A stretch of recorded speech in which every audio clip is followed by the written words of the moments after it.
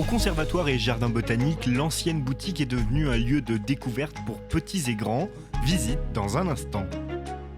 Le théâtre de l'Orangerie termine sa saison avec la nouvelle pièce de Valentine Sergault, Cœur battant, récit tout à l'heure.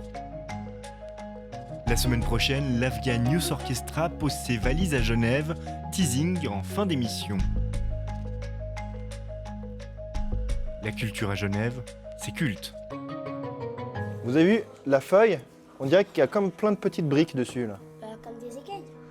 En fait c'est les cellules. Dans l'ancienne boutique des conservatoires et jardins botaniques, un nouvel espace dédié à la médiation culturelle. Ouvert au public durant l'après-midi des mercredis, vendredis, samedis et dimanches, on y trouve de nombreuses activités qui nous révèlent les secrets des plantes qui nous entourent. Je suis là pour répondre à toutes les questions, pour utiliser les loupes, microscopes connectés qui sont derrière nous, expliquer plein de choses sur la botanique, les collections vivantes, les collections d'herbiers. Car l'institution cultive un savoir-faire reconnu à l'international. Environ 15 000 espèces sont réparties dans les collections vivantes.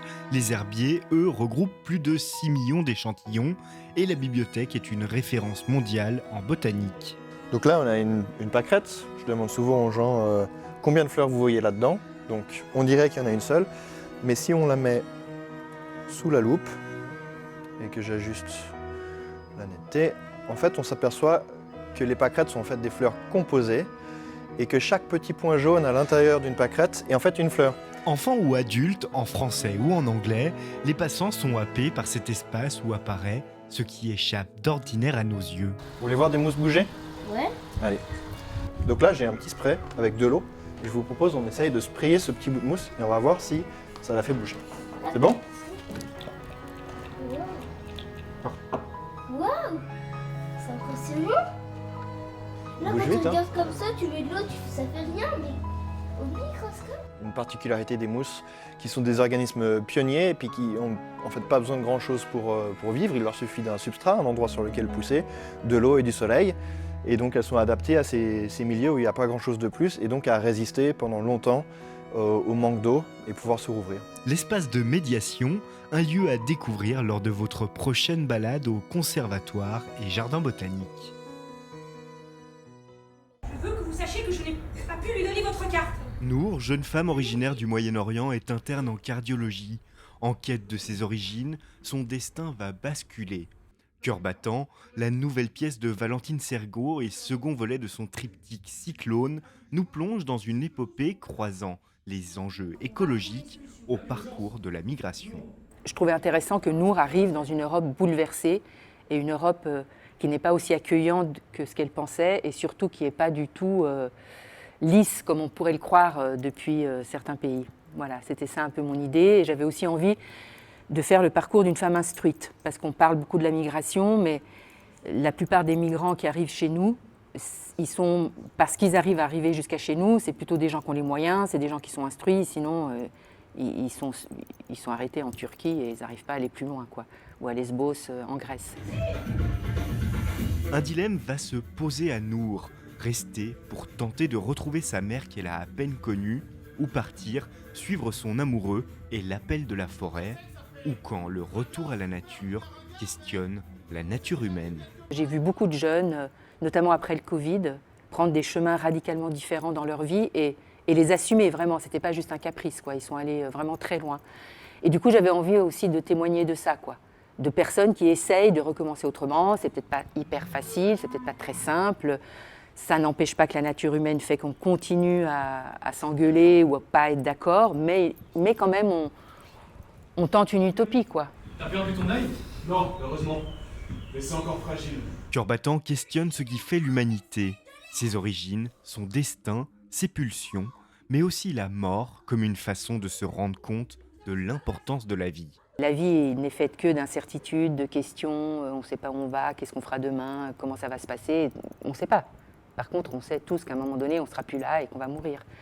Et donc, pour moi, c'est important. C'est vrai que c'est assez souvent présent dans mes spectacles. C'est un thème qui m'habite beaucoup, mais pas de façon morbide, en fait. C'est vraiment quelque chose qui m'habite plus dans le sens pour comment m'engager dans la vie. Voilà. C'est-à-dire que si je connais ma finitude, il y a aussi une forme d'engagement qui est différente. La pièce, présentée au Théâtre de l'Orangerie comme dernière création de la dernière saison du directeur de l'institution, Andrea Novikov, sonne comme un retour aux sources pour Valentine Sergault, qui y avait réalisé sa première mise en scène en 2013. Ça m'a fait quelque chose de revenir ici, effectivement, quoi. C'est un théâtre que j'adore, que j'aime beaucoup. Je trouve qu'Andrea Novikov, depuis qu'il est là, a fait une programmation vraiment pertinente, foisonnante. C'est vraiment devenu le rendez-vous de l'été, quoi. Donc c'était vraiment une chance et un immense plaisir de pouvoir être ici. Ouais.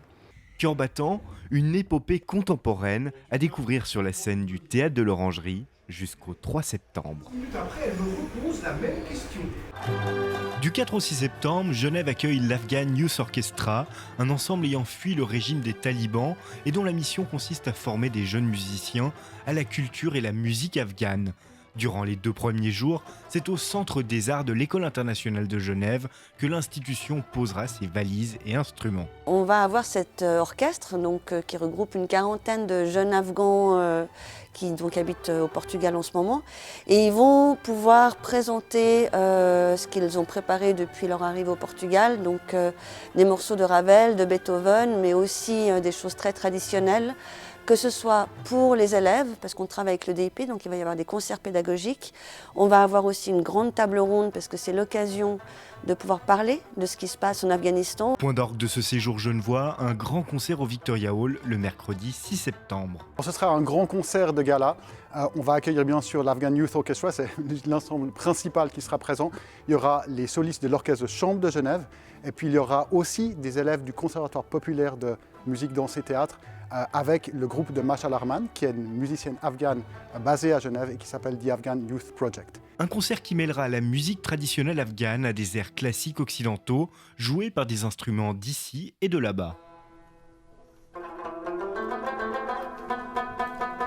Ce qu'il faut peut-être aussi savoir, et c'est pour nous quelque chose de symboliquement très fort, c'est que le Afghan Youth Orchestra aura une prestation musicale dans le cadre de la 54e session du Conseil des droits de l'homme au Palais des Nations le 11 septembre. Ce sera une façon de signifier de façon très forte la réalité de ces musiciens qui sont en exil, qu'on a vraiment forcés, qu'on a chassés de leur propre pays, dont les talibans essayent de détruire finalement la culture et de le signifier à la communauté internationale. C'est quelque chose qui va au-delà de juste une question de voir un concert. Il y a une question d'humanité là derrière.